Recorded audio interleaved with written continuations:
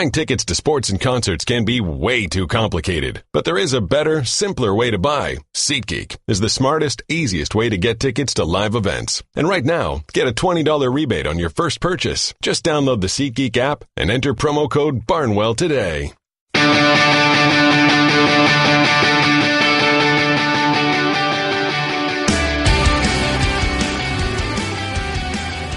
Welcome to the Bill Barnwell Show. I'm Bill Barnwell of ESPN. It is October 27th, 2017, and we are going to recap. I'm live. We're going to preview. What week is this? Is this week 8? It is week 8 of the NFL season, almost the halfway point of the NFL campaign. And joining me to do just that is frequent contributor to this podcast, Mike Sando of ESPN. Mike, how are you? Doing great. Love the late week time. Kind of the haze in the barn. We're ready to go. Yes. Fortunately, no news breaking in the NFL today. No teams threatening to stop practicing. No players taking personal days. No awful Thursday night game to discuss. Just a relaxing preview to do for Week 8. A bunch of interesting matchups this week. I think it's a lot better than the, what would be a nice way to put it, the less than promising slate of a week ago. That certainly did not deliver any good games as well. Let's start with a team that I'm constantly backing, although I gave up on them a few weeks ago, and now that they've won 3 straight games, I might be on my way back to their bandwagon if they can make it 4 straight against the Patriots. That, of course, is the Los Angeles Chargers, who, again, 3-game winning streak, looking impressive, certainly playing well defensively, and now they're facing a Patriots team that just lost Dante Hightower for the remainder of the season with, I believe, a torn pec. Yeah, I'm very interested in the game as well. I wish it were, I was going to say in San Diego, but on the West Coast, I think it would be, possibly a fairer fight. I just feel like in New England, I don't care if Hightower's there or not, it's hard to go against the Patriots. Wouldn't you expect them to look at the Chargers, say, hey, look, the one thing we can't have is Bosa and Ingram colliding at our quarterback and knocking them out. So let's run the ball. Is it more complicated than that? It seems like it should be that straightforward. But you do think about, like you mentioned, Bosa and Ingram, and I mentioned this in SportsCenter last night. You think about teams in the past, in recent years, who have really given the Patriots trouble. It's teams that have 2 great pass rushers. It's the Chiefs, who, of course, have Justin Houston and then either Tamba Ali or Dee Ford. The Broncos have had Von Miller and DeMarcus Ware, and now Miller and Shane Ray when he's healthy. The Seahawks, Michael Bennett and Cliff Averill, when they've both been healthy, they've given the Patriots a lot of trouble. And with this Chargers 1-2 duo right now, I mean, they might be the best 1-2 bunch of pass rushers in football, given that you have 16 sacks between Melvin Ingram and Joey Bosa, which is second in the league behind Calais Campbell and Yannick Ngakoue in Jacksonville. So in terms of that pass rush and avoiding it, do you think the Patriots would be able to run the ball effectively against the Chargers if that is their game plan? Yeah, I think that they do a great job of finding a way to play to whatever game plan they want to have. So, are they going to line up in 22 personnel and just decide we're going to run them? Of course not. They're going to have to throw the ball. They're going to have to find creative ways to get matchups in the running game. But basically, I think you just don't want to fall behind against a team that can rush from the outside like these guys. And of course, you don't want to fall behind anyway, but it's really bad. It really turns those guys loose if you're in that predictable situation. So you just try to keep the game to where you can have some balance. I think New England has done a good job a lot of times for a team that has a great quarterback, a great passing quarterback. They do a pretty good job of running the ball even as they get closer to the goal line. And I think, I think we're going to see an emphasis on that. I just can't see how they would do it otherwise unless they want to have a bunch of really quick passes, which teams do all the time too. Yeah, it does seem like that's a way they could approach it. And I wonder on the flip side of this, I read about the Chargers this week. Ben Volin reported that the Chargers were planning on running the football. That was going to be their philosophy, was going to be, we're going to keep the Patriots off the field. We're going to run the football. We're going to try and have long drives. Do you think that's a viable option for the Chargers? I think it is until Tom Brady's got 2 touchdowns and you're down 17-3. I think that's always a great plan to have, but it assumes you can control the game or that you can be the Chicago Bears and magically score it on defense. I don't doubt that that's what they want to do. I just think that it's hard to do that against New England on the road when New England probably will find a way to score points. Mm-hmm. And it does seem like, just watching Melvin Ingram this year, it doesn't seem like he's the same guy he was a year ago. He looks a lot more like the player, to be honest, who had those knee issues in 2015. He's averaging 3.4 yards per carry, no run longer than 21 yards this year. He's been an effective receiver in short yardage. He has 4 receiving touchdowns to go with his 3 rushing touchdowns on just 29 catches. But it does seem like he doesn't have that kind of burst. He does have a foot injury that's hurting him a bit in practice, and the offensive line is definitely struggling. Matt Slauson just went out for the year. Of course, they lost Forrest Lamp before the season, who was going to be a rookie starter for them. So I just don't know if they have the quality of running game to really, dominate the Patriots on the ground. I think deep down they knew they were basically the same team they were last year, trying to not get too injured and just with a little bit of a different coaching staff. And so I don't think they're suddenly going to be a dominant run team. I think it's going to go through Rivers for better or worse. And, I know they're on this hot streak of winning games right now, but when you actually look at their games, other than shutting out Denver, which is great if you can have a shutout, but they're sort of the same sorts of games, right? I mean, you're in 19-17 or 22-20 or 23-19, and you win some of them and you lose some of them. I don't know that there's a huge turn to is there a huge turn to how they're winning the games that is going to suddenly be sustainable from here on out, or is it just sort of this is the way that it happens sometimes?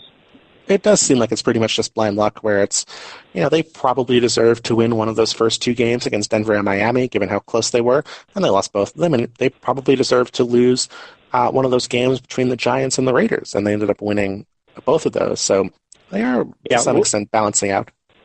What I kind of like about the game, Bill, is the fact that you have a Gus Bradley defense for the Chargers, and when there's been some real big game matchups between like the Dan Quinn Atlanta defense and both the Quinn, the Bradley, and the Chris Richard Seattle defense, where those defenses have had their way at times against New England, and really what those defenses do is they concede that short completion and then just try to pound the heck out of you, and so I'll be really interested to see, we don't have that many games of Gus Bradley with the Chargers, but I'm interested to see how well they do in sort of rallying to those and making it hard for New England to get yards after the catch. Yeah, it does seem like that's going to be their philosophy, certainly. I don't know if they have the cornerbacks to do that. The Patriots, it seems like their cornerback depth is getting better in terms of Johnson Batamosi's playing better than anyone could have expected. Even though they're down Eric Rowe, they might get Stephon Gilmore back, which seems like it would help.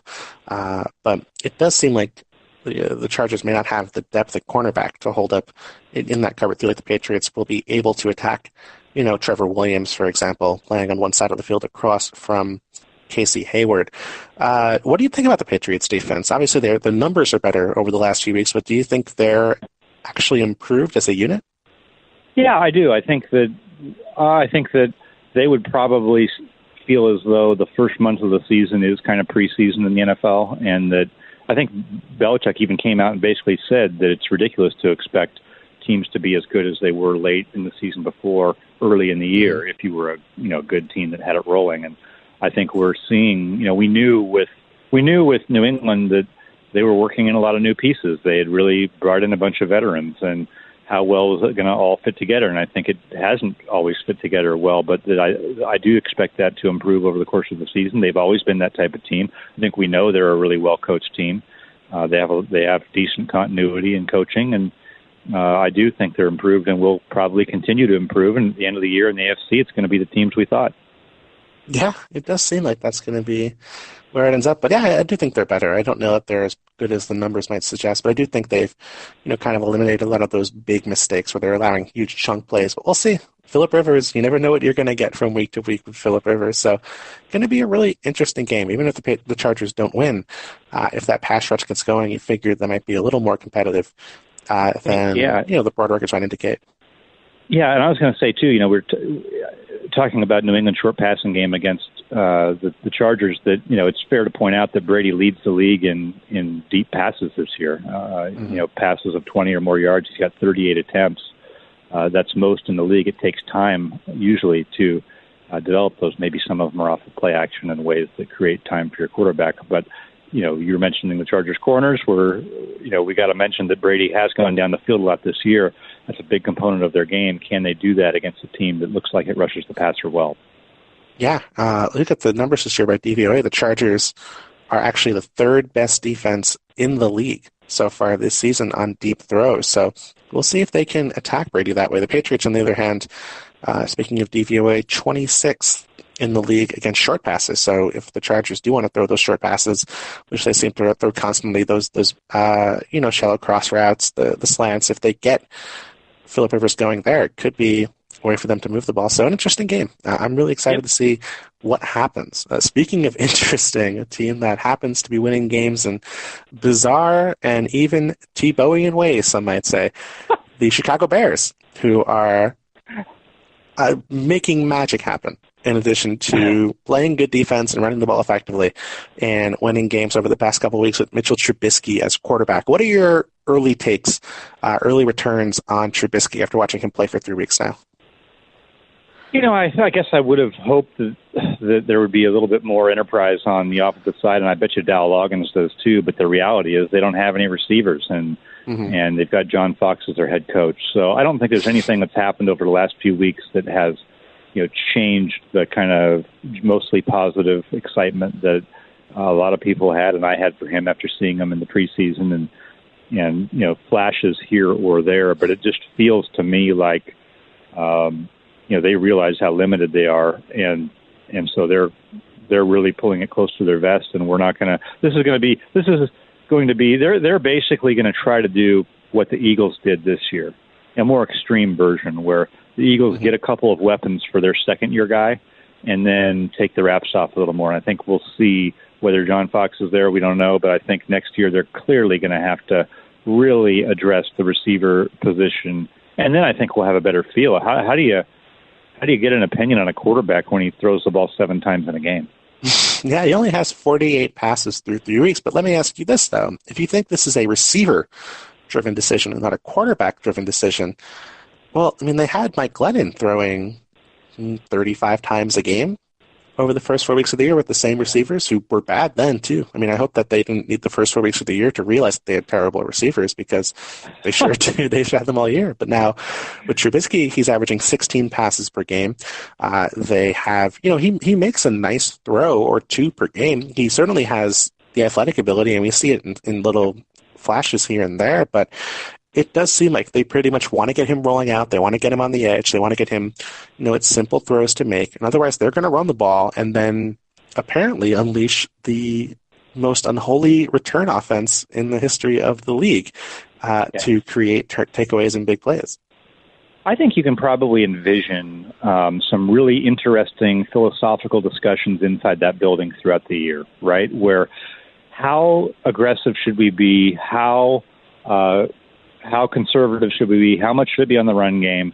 And so you go in the start of the year and you got Glennon and you try to do a little more and it doesn't work at all and you lose whatever huge blowout loss to Tampa Bay. You're going to have to bench Glennon. You're turning it over all the time. And so then the discussion is, hey, look, not only are we changing Glennon, but we're not losing that way. Sorry, I'm not putting the kid in that position to where we're going to be talking about, do we have to go back to Glennon in 4 weeks? So I think those are the types of dynamics that create with a defensive-minded head coach who's been in a lot of these games where the quarterback didn't throw the ball a lot. I think that's how you get here more than anybody saying, hey, look, we missed on Trubisky. He's not good. He's not ready. Let's be extra careful. I think it's more the former. That makes sense. I think that's really logical. It is, however, an extreme example of that model where, I guess, to be fair, we haven't really seen them trail by a significant amount. So we haven't really seen a situation where Trubisky's needed to throw for them to catch up. They've been close games the last 3 weeks, so he has been able to kind of, pick and choose where they're going to have him throw the football. But we'll see. I mean, this is going to be a tough matchup for the Bears because not only is it, of course, the Saints and Drew Brees on that offense playing at home, but this is a defense that may be more shocking than Mitchell Trubisky winning games while completing 5 passes. This Saints defense looks good over the last month of the year. Phil, that's the number one thing I'm most excited for in this game is with such a one-dimensional attack for the Bears, I just want to see, hey, are you good on defense, Saints? Are you have you turned a corner, or is this just really a situation a lot of weeks of who you play? Hey, you get lucky, you get the Rodgers-less Packers.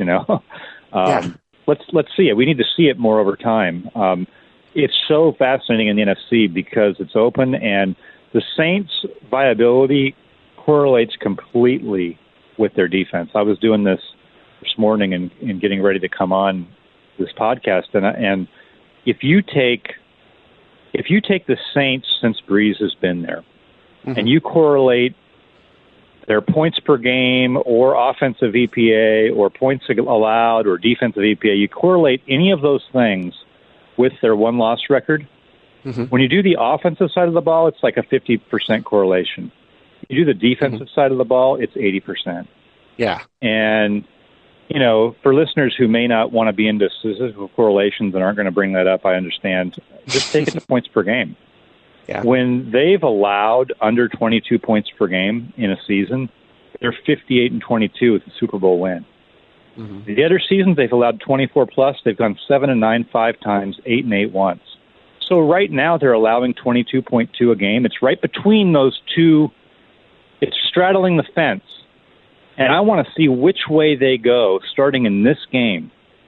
If they can hold down the Bears and this is who they are, and the rest of the season they're not allowing that many points per game, they're going to be there in the end. They're going to have a good chance. They're going to be a playoff team. They always have been when the defense is decent.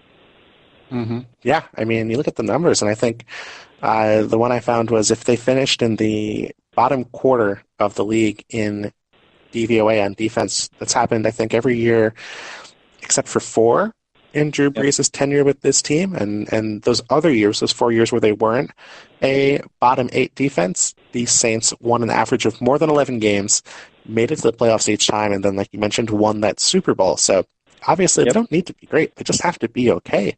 I will say, though, about this specific matchup, the thing that might concern you if you're a Saints fan, and you're looking at how they've performed on defense, well, they're very good against the pass, 6th in DVOA against the pass. They're 29th still in DVOA against the run. Even last week, the Packers, who really didn't have a very functional passing attack, ran for 181 yards on the Saints. So, you could see a game where even if Trubisky doesn't play better, you could see the Bears running the ball effectively. I think the Bears can't wait to play this game and can't wait to be physical and see how the Saints hold up. It's a great test. It's such an extreme team that the Bears are, but they play physical and beat people up. And so, can the Saints roll with that? Now, one thing about New Orleans is I think they do try to, have a running threat. I think their running game's been pretty good. They do a lot of stuff. Traditionally, they've done stuff out of a little bit heavier formations, trying to create make people respect the run so that they can go down the field with the pass. I think it's a really interesting matchup. Even though the Bears are prehistoric offensively, it does present some challenges to the Saints that I think we want to see. We want to see how they do against those challenges. Yeah, I definitely see that. And I think in terms of the Bears' defense, we're almost sort of, or at least I'm at least sort of discounting what they've done just because it's been so dramatic in terms of the results. I mean, this is a team that has 3 return touchdowns in the last 2 games after having, I believe, a total of 2 return touchdowns in the 2+ seasons previously under John Fox. And that's in addition to, of course, the Tariq Cohen halfback pass for a touchdown, in addition to the punt, a fake punt for a touchdown. I mean, they've been creating offense in different ways, but the defense, I think we're sort of selling them short given how well they're playing over the last few weeks. Granted, Sam Bradford wasn't 100%, but they knocked him out of the game, allowed 20 points to the Vikings, and that was with, kind of pretty useless offense. Last 2 weeks against the Ravens and Panthers, they haven't allowed a touchdown, just 3 field goals against Baltimore and that lone field goal against the Panthers on Sunday. So even if they're not going to be getting a return touchdown a week, they're still playing a lot better than they have at any point under John Fox. Yeah, I think, we can just look at, okay, they played Matt Ryan, they played Ben Roethlisberger, and they played, Jameis Winston, or probably, I guess, Cam Newton, too. I mean, they played some name quarterbacks, and I think for the most part have acquitted themselves well. And you can look and say, well, Falcons aren't the same this year. Hey, Roethlisberger was, struggling early in the year, or Cam's just inconsistent. Those things are all true, but they didn't get shredded by those guys, so that's good. Yeah. It does look like that's not the case. I mean, in terms of the 2 games we discussed, the Patriots are 7-point favorites at home against the Chargers. The Saints are 9-point favorites at home against the Bears. But if I was asking you who is more likely to win their game outright, it sounds like you would pick the Bears over the Chargers. I think I would, because I still need to see, more from the Saints. I think we sort of know what the Patriots probably are at home. I don't feel great about either of the visiting teams. Like, would I want to have a lot of money on the games? No, but the Chargers have a better chance to outscore New England just because, New England's been in some shootout type games against the Panthers and lost. So I guess you could find a formula for. The Chargers formula is more known. I mean, we know that Phillip Rivers can get hot and could win the game, but I don't know. I don't feel great about either one of those. I don't feel great about either one of those teams going in necessarily and winning. I'm certainly not going to ask you to put any money down, but I'm just intrigued because it seems like they're in kind of similar places, and I do agree with you. I do think the Bears are more likely, even though they're not likely to win. I think they are in a way just because they do have that running game that matches up well with the Saints. They do have that very solid defense. It does seem like, they have a shot of keeping it close, whereas with the Patriots and Chargers, anything could happen. The Chargers could show up and win by 10 points, and they could lose by 40, and either of them seem possible to me on any given week. We're going to get to a break. We're going to come back with more Bill Barnwell Show here in a moment. But first, guys, let me tell you about our partners today. Huge friends of the show, people and a company we've grown to adore here at the Bill Barnwell Show, and that's SeatGeek. If you don't know about SeatGeek, I'm not sure what's wrong with you. You may want to get back on the internet a little more frequently, but SeatGeek does an incredible job of aggregating tickets from all over the web, then using their deal score technology to rate the tickets. So you don't have to worry about paying too much for tickets to the Browns-Vikings game this weekend. You don't have to worry about paying too much for any Browns game going forward. You can pay $10 per ticket and get to that Jags-Browns game on November 19th. You want to spend New Year's Eve traveling to Pittsburgh to check out the Browns and the Steelers in Week 17? You can do that too. $77 minimum price to get in at SeatGeek. You may have to pay for that hotel. You may have to talk to your family about what you're doing with your life when you're spending New Year's Eve following the Browns around America, but the good news is you will get a good price on tickets because SeatGeek promises that to you. The most reliable ticket source on the web, and even better, if you use my promo code today, you don't have to pay $77 for that ticket on New Year's Eve. You have to pay $57 because SeatGeek will send you $20 after you make your first purchase on the SeatGeek app. And to do that, just go to the SeatGeek app, go to the promo code section, and enter in my promo code, which is Barnwell, BARNWELL. Enter that in, make your first purchase. You will get $20 back on your first purchase. So again, you want to get $20 back on your first ticket for any game, not just the Browns, fortunately, but a game you might actually want to attend. Download the SeatGeek app, enter in promo code Barnwell, get $20 back on your first SeatGeek purchase today. After 7 crazy weekends of nonstop football madness, it's safe to say you've got some serious making up to do. 1-800-Flowers.com is helping you go above and beyond with your relationship mending. Right now, when you order a dozen red or assorted roses for only $29.99, 1-800-Flowers will give you another dozen plus a vase absolutely free. To order, go to 1-800-Flowers.com, click the radio icon, and enter code Barnwell. That's 1-800-Flowers.com, code Barnwell.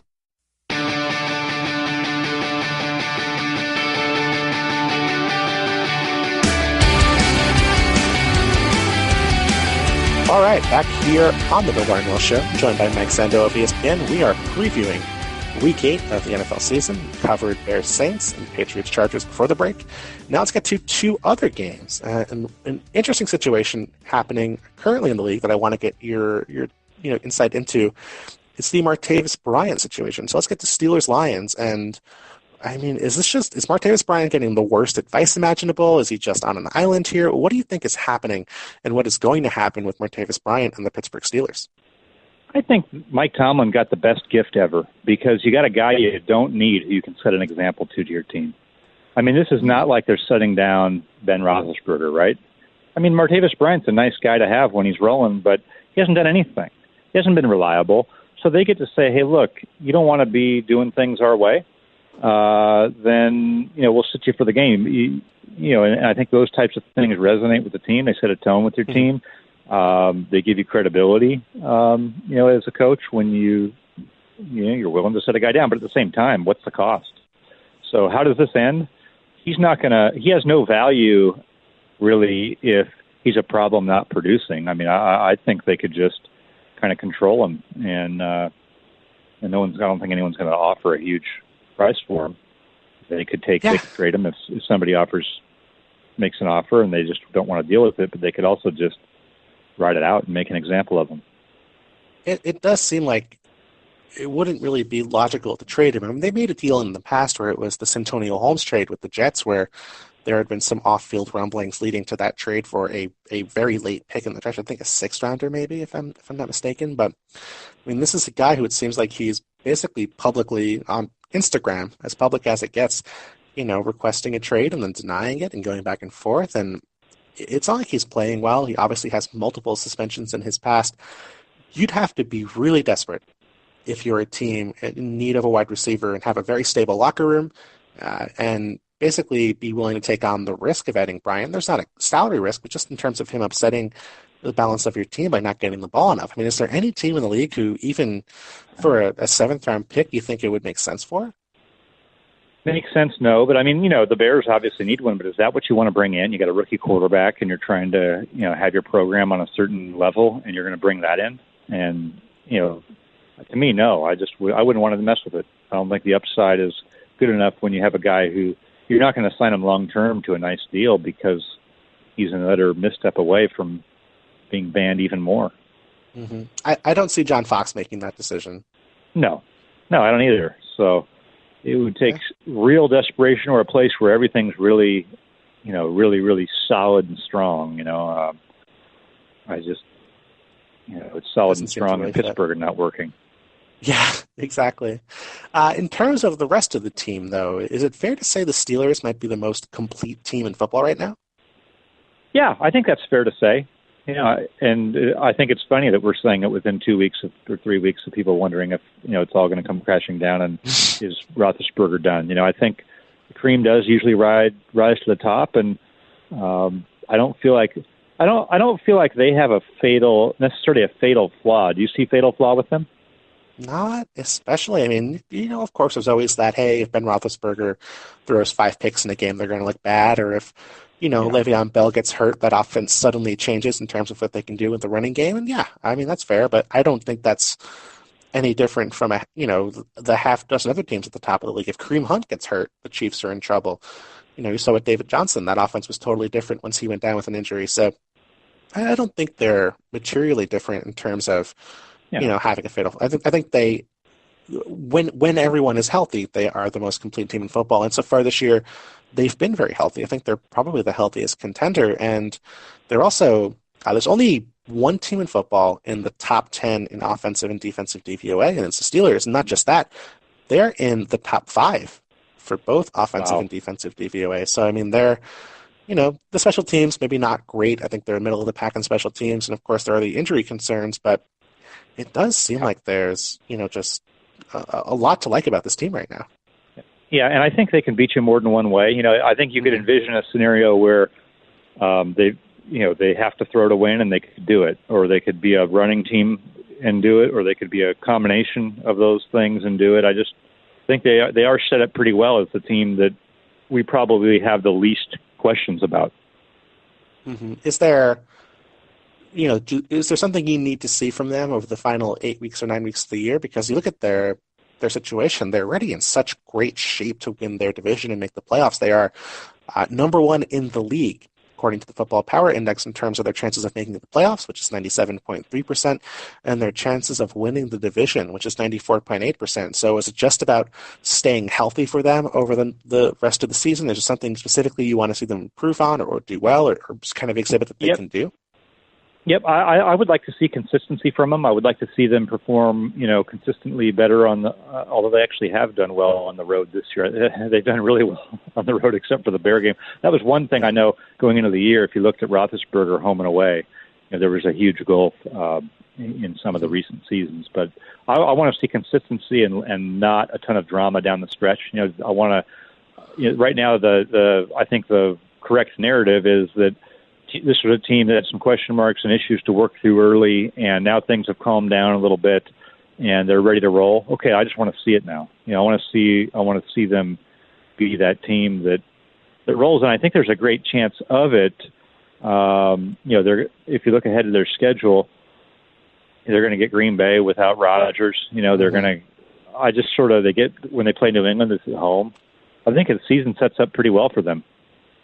Yeah, 5 of their 8 games after the bye are at home. Their 3 road games are the Colts, the Bengals, and the Houston Texans on Christmas afternoon. So it is a pretty easy slate in terms of their schedule. So it's not crazy to think that if they make it to the bye at 6-2, they could finish. They could go 7-1 and make it to 13-3 at the end of the year and have a 1 seed locked up before they have to head to host Cleveland in Week 17. On the flip side of this game, I still don't really know what to make of the Lions. I do feel like they needed a bye week given how badly Matthew Stafford was banged up, but this defense is the hard part for me because they've been so incredibly turnover dependent. They've created a ton of turnovers, I believe more already this season than they had a year ago. 14 this year, number 1 in the league, and last year I think they had 12. No, they had 14 a year ago, so they've equaled their total from last year through 6 games, and when they're not creating turnovers, the defense doesn't look very good. So I guess I wonder, is it going to be a thing where they're going to have to force 2-3 turnovers a week to be good, or can they hold up just playing coverage when they're not getting those breaks happening their way?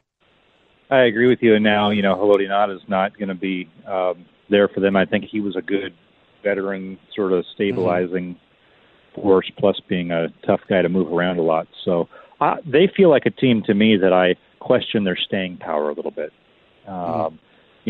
Matthew Stafford, we saw last year, got banged up late in the year, and it affected him. He's a little bit banged up now. Maybe the bye week helps him, but I feel like they're not a team that has that great, reliable run game. And I think that can take a toll, on a quarterback over the course of the year. They've been playing without their left tackle. Now Golden Tate's banged up. I agree. Then you take the thing on defense where it's been turnover reliant. I just wonder how many of the fundamentals there are going to be reliable over the course of the whole season and are going to be in position to elevate them to be really any different than they were last year when, they did make the playoffs, but you never really felt in the playoffs that they were going to go far. And so that's my sort of fear for them, is that they're on this plateau and don't quite have the combination of things needed to take it further. Yeah, it does seem tough. This is still a team that, they beat the Vikings in a close game at Minnesota, which was a pretty impressive victory given how good the Vikings are this year.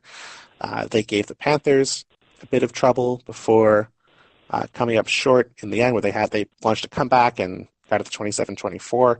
Of course, they could have beat the Falcons in that game in Week 3. They came within a half yard of winning that game. And I don't know what to make of the Saints game. I just have to ignore that in my head because so many weird things happen in that game that I can't make heads or tails of it. So I'll be intrigued to see them. And this is going to be their toughest matchup of the season so far. It's going to be at home. If they win this game, they're at 4-3. They get to play the Packers without Brett Favre with Brett Hundley at quarterback next week. And then the Browns after that. So, could be a thing where if they get hot, they win those 3 games. Suddenly they're 6-3. They're in great shape to make the playoffs. But if they lose the Steelers game, then even if they beat the Packers and Browns in the next 2 weeks, they're going to be 5-4 heading into a tough stretch of divisional games. So I think we're going to learn a lot about the Lions in this game. Even if they don't win, I think we're going to get a good sense of where they are currently at this point of their tenure this season. Yep. They have felt to me like a team last year and this year that, the saying about the sum and greater than the parts and all that, you know what I mean? Where you're getting better results than you should be. Last year it was Matt Stafford with the 8 comeback victories or fourth quarter wins or whatever. Tremendous reflection on him. He's the type of quarterback who can do that, but that's hard to bank on. I think they are a team that plays really hard, that's done a good job in their scheming and development of Matt Stafford to eliminate some of the negative plays. They haven't been a team that just blows the game. I think when you play hard, you hang around in games, you have a good culture now, and you have a quarterback that can pull some rabbits out of hats occasionally. they're just sort of a team that's always there and got a chance. Even when they're down big to the Saints, they came back. I mean, they almost have a couple more things could have fallen their way. They were down big on Carolina. They made it a game. They're just sort of a tough out. And you just wonder if they have, are there too many outs for them to, I get the feeling like if the season were like 30 games long, we'd have a better, they would be well under 500, but over the course of 16, they may be able to just sort of be there. Yeah, I mean, it's not out of the question given what they can do. It never feels like they're out of games. Even if they're down multiple scores in the fourth quarter, it just feels like they always seem to get those drives where they get, a touchdown, and then they get the ball back and score again, and suddenly it's a one-score game with a couple minutes left. Who do you have in this game? FPI says the Steelers are slight favorites, 51.7%. They should be 0.6 of a point. Vegas has it as a 3-point game. Do you think Steelers pull this one out, or are the Lions going to pull the home upset? I think the Steelers probably do win the game. I think they're the better team. I think they seem to be playing better, and we do have some questions about just the matchup. I think it's a tough. I think that the talent is on the Steelers' side in the game, and that should carry the day. Mm-hmm. I tend to agree. I do think the Lions are an interesting team. I think we can get a lot of different perspectives on them this week, but I do think the Steelers are just, like I said, the most complete team in football right now, and outside of that one awful game on offense against the Jags, I do think they're in good shape to be maybe the best team in football for the second half of the season. Let's finish up. Let's talk about the Broncos and Chiefs, a team that with Denver, they started 3-1 and looked to be in great shape. Trevor Siemian was playing the best football of his career. The defense, which has been supposedly about to regress for years, was holding up. Seems silly to suggest that. And then over the last couple of weeks, things have gone poorly for them. They lost to the Giants in a very ugly performance on Sunday Night Football. Last week, they get shut out by the Chargers, and suddenly they're 3-3. They're heading to play, I would say, arguably might not even be necessary. Over the next 3 weeks, they are at Kansas City, at Philadelphia, the two best teams in football. The week after, they are hosting the Patriots, who might be the third best team in football. So could go south very quickly for them over the next 3 weeks. Not crazy to imagine them going 3-6 over the first start to their season. And at that point, who knows what happens? They could bench Trevor Siemian. They could, of course, totally change their construction. Very interesting spot for them. So when it comes to the Broncos, do you believe more in the team that started 3-1 or the team that has the ugly couple losses over the past 2 weeks? I think the answer is in between, but I think the problems exposed recently are real and could doom their season. I agree that they could be a 3-6 type team coming out of this. They really needed to win, the Giant game, and it was impressive that they did, win the Dallas game earlier in the year when people thought Dallas was maybe better than they are. But the offensive line, Siemian is clearly a middle of the pack average quarterback, clearly. Sure. So the formula to winning with that is play good defense and have a good enough running game to not ask him to do too much. And I feel like their running game and protection is why he looked so bad over the second half of last year. And it may have been a little better earlier in the year, but what's happening to them at right tackle right now, if Justin Houston doesn't have a big game, I would be surprised in this matchup. And so, you can put some of it on the offensive line, but Siemian, as a young quarterback, is not protecting himself or the football. And he's risking the ball when pressure arrives. And he's risking his body. Sometimes he's diving forward, and it's gritty, and he's laying out on a pick-six return. But he has to – they'd be better taking a knee on offense than having him risk the ball. You can't do it. And we saw that when – in their Super Bowl season, remember when Peyton Manning had all those interceptions early? Mm-hmm. They were not going to win having that formula. They just had to eat the football and not turn it over to have a chance. And I think they could be in more of these games if they do that, but Siemian has been giving it away a little bit. Yeah, for sure. I mean, he's definitely been a problem, but do you think that they're better off going to Brock Osweiler or when he's healthy, Paxton Lynch? No, I don't. I think that their quarterback situation is not good. I thought that was the limiter going into the season. I thought they were a 500 team, And, now they probably still can be, that type of team. I think their defense is good enough, and, this is going to make it look worse than they are these next few games that they have. But they're just interesting to me because Elway obviously thinks that, they should be contending, and that's why he keeps changing the coaches. And yet, at the end of the day, are they? I mean, is their quarterback and offensive line good enough to be that? I mean, that was supposed to be the thing this year. Was the offensive line was supposed to improve. That was going to make Trevor Siemian's life easier, and then the offense was going to be solved. And, I don't think Garrett Bowles has been terrible by any means. That right tackle has been more of an issue because of injuries, and they've had to rely a little too much on players like Donald Stevenson for stretches who just aren't up to the challenge when it comes to being an NFL lineman, but also speaks to their evaluations in terms of offensive linemen, where they keep spending on offensive linemen, and, men like Watson just isn't really all that good. Donald Stevenson's just showing all that good, and they're spending millions of dollars to acquire those guys in free agency. This is also a team that has been the third worst, I should say, red zone offense this season, and part of that has been because Brandon McManus has been struggling. And so I don't understand why any team, the Broncos ever spend money on a kicker, just because it's so easy to find kickers who can kick well in Denver because it helps you so much as a kicker. But, I mean, he's been 8 of 13 this year. He's been awful. The Broncos right now are reeling offensively. They don't have the personnel in their offensive line. They have a young quarterback who hasn't played very many games and is now beat up. And they have a staff that's barely been together. So it's really hard to find solutions under those circumstances. And, in contrast, they're going to play a Chiefs team where Andy Reid and Brad Childress will be coaching their 200th game together in the NFL, not counting the time they spent together in the 80s at Northern Arizona University. You've got Matt Nagy and Andy Reid who have been together 160 games over two franchises. Bob Sutton and Reid, 75 games, okay? There's a lot to draw on. You have a quarterback in Alex Smith who's seen everything.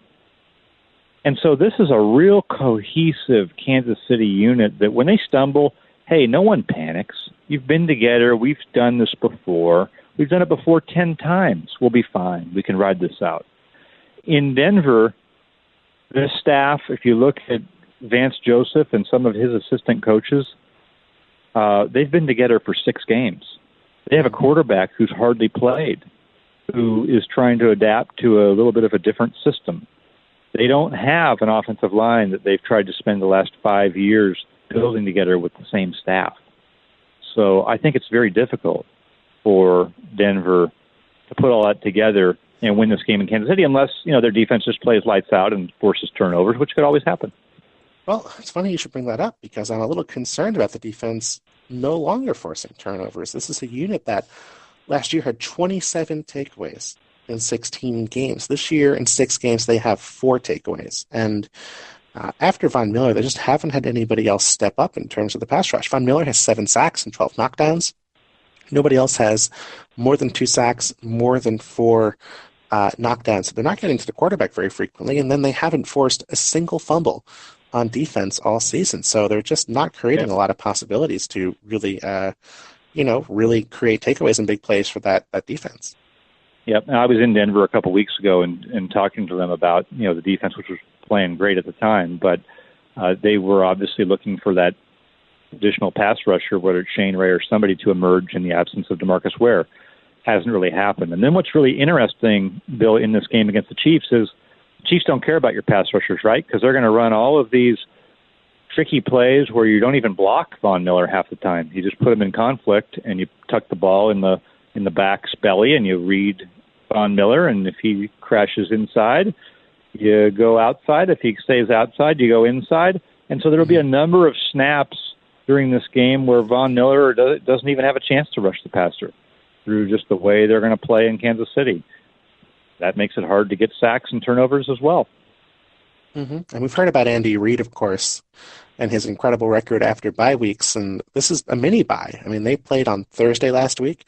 Obviously, a very tough loss to the Raiders, came down to the final play on 4 or 5 different times. And then they've had 11 days off. They're playing on Monday night this week, so they even get an extra day when it comes to preparing for the Broncos. So it does feel like in a lot of ways, they're going to be well positioned to possibly challenge and take on the Broncos. And the Chiefs, of all teams who are likely to give away a bunch of footballs, they don't have a single turnover since the first play of the season against the Patriots in that Kareem Hunt fumble. So, the Broncos are going to force the turnovers.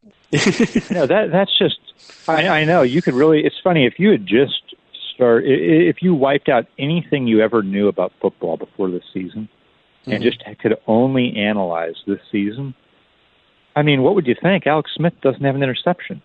I mean, I just don't. What's Alex Smith going to have at the end of the year? 7 picks? Doesn't he have to? I mean, I don't understand how they have no turnovers ever. Would you put Smith ahead of Carson Wentz in the MVP race right now? That's a great question, because now I have to wipe out all of the things I've thought about Alex Smith forever in the past, and everything I think that Carson Wentz can be. Because those two things, where you see one guy's ceiling, you would say, I'll lose my quarterback evaluation card if I go with Alex Smith. But how do you sort of not right now lean towards what Alex Smith's been able to do? Now they've lost a couple in a row, but he's played lights out. I think you have to go with him, right now, and on a team that, look, we take into account he's been with Andy Reid for a long time. They've got a great thing going. They do things to not really have it be on his shoulders as much as you'd think, but he's made huge plays down the field, huge plays with his legs to win games. I think I'm not arguing against Alex Smith right now. Interesting. I know he said all these things about the Broncos and what rough shape they're in and how stressful their situation is over the next couple of weeks. But let's say they win this game against the Chiefs, which is not out of the question, of course. Their Broncos defense is still pretty good. They're 4-3. The Chiefs are 5-3. The Broncos have the tiebreaker over the Chiefs. They're in great shape to be competitive in this division. I mean, it really is. The Chiefs, they feel great and they're playing really well, but after those 2 close losses, their margin for error has really diminished given how well the rest of the division, how well the Chargers are playing, how the Raiders look to be at least a competitive team. The Broncos are not out of it by any means. It really is still up in the air in a lot of ways. I know. I'd love to know what the playoff percentage swing is, off of this game for Denver. It does feel like it feels like everything's on the line, in part because we know who they're playing next, but it would be a huge win for them. And if they win it, it'd be 3 losses in a row for the Chiefs. Would you feel differently about the Chiefs if they lose this game, or do you feel like, they'll be fine? That's a good question. I would be a little concerned from the Chiefs' perspective. They're still going to be in great shape. They're still going to have, according to the playoff probability leverage, I did just look it up, they would still be about 85% to make the playoffs. So they'd still be in good shape, but suddenly their lead atop the AFC West looks diminished. For the Broncos, the numbers are far bigger. 24% in terms of their playoff probability. They are somewhere around 40% with a victory and down to about 15% with a loss. So one of the biggest games of the season for them. Second biggest probability leverage in the AFC this week, behind the Buffalo Bills. So a really big game for them. That's good to know. Now, what I'm watching for Kansas City is the long term, the things that are going to matter in the end. How good are they defensively? They just gave up 31 points to the Raiders. We knew that the Eric Berry situation early in the year would have an effect. Are they going to be, when they get to the playoffs, are they going to basically be the same team they were in the playoffs last year? Do you feel like they're way better than they were last year? See, I think a lot of these things will even out. We've seen it the last couple of weeks. They lose a couple games. Do they really have a defense that's going to finish games with its pass rush that you really fear? Or are we just going to see this season kind of tell us exactly what we thought going into the year? That, comes down to the playoffs, the teams with Tom Brady and Ben Roethlisberger are going to win those one-on-one games against Kansas City, and that's going to end the Chiefs season. And we start feeling that way when the Steelers go in and win in Kansas City within the last 2 weeks. So if they lose at home and Trevor Siemian looks good, I think that's troubling for Kansas City. I do too. I do think they're a little different this year just because the injury situation is different. They're healthier in terms of their pass rush, but they've lost Eric Berry, which I don't know if that's better or worse, having a healthy Justin Houston and an injured Eric Berry as opposed to a healthy Eric Berry and an injured Justin Houston. I mean, it's two great players, just at different positions, but I do wonder, I do think the offense is better. I do think that adding Kareem Hunt, having Travis Kelce healthy, having Tyreek Hill, as a more complete player than they did a year ago, I do think the offense is better, but big thing for me is health. I mean, we don't know that Travis Kelce is going to be healthy in the playoffs. We don't know that Justin Houston's going to be healthy when it comes to the postseason. We don't even know that Alex Smith is going to be healthy when it comes to the postseason. There's so much football between now and then that, as currently constructed, I do think they're a better team in the playoffs than we would have seen otherwise, but I just don't know if they're going to get there, especially given how many injuries they already have at 100%. I do buy the thinking that Alex Smith's playing better in part because they drafted Mahomes early and started the clock ticking. I do think he's playing better. Really? And I think that has an effect. I think that has a positive effect. Not necessarily with everybody every time, but I think that got his attention. And when I saw Kansas City a couple times in the preseason and, talked to people there that I know, and they were like, I'm telling you, man, Alex is on point. And that you hear that stuff all the time. You hear that stuff all the time before the season. Okay, what does it mean? He could still throw 4 picks in the opener, but it was like they felt like he was really, really on point. And I think that can focus a guy, and Alex has been in that situation before. And when Colin Kaepernick was breathing down his neck, in San Francisco, I think he had a couple probably really good games, played some good ball, and then he ended up getting hurt. But I think he is better, and you look at some of the down the field metrics with him completing passes that are deeper down the field, those numbers are up. He's completed as many of those this year as he would in a typical whole season. So that is one thing that I think that's just one thing to watch. He may be a little better than he's been. Yeah, I do think that he's playing better, so we'll see what happens. It's going to be a very interesting postseason for them if they do get there. Of course, they're in great shape to get there, but who knows if they're going to be the 1 seed and have a bye, if they're going to have to, possibly if they don't win the division, even travel to to the South champion, to the Jaguars. I mean, Chiefs-Jags could be an interesting first-round matchup if we get to that point, but still a lot of football to go. Mike Sando, of course, thanks so much for coming on the show today. And where can people check out more of what you're working on? Yeah, definitely on ESPN.com. You can put my name in the search box. You'll get most of the stuff that's come up. Sando ESPN on Twitter. I'll usually tweet out the links, and on Facebook too. I'll put all of them out there. Cool. Mike, thank you so much for coming on the show. Always appreciate it. Thank you, Bill. All right, guys. Thanks so much for checking out today's episode of the Bill Barnwell Show. We're coming back next week, 2 more shows, and of course I'll be appearing on the Wednesday episode of the Nickel Package, as I do every week, talking a little bit more specifically about some teams there. A couple of guests lined up for that. But, of course, thanks so much for listening, and more podcasts coming next week.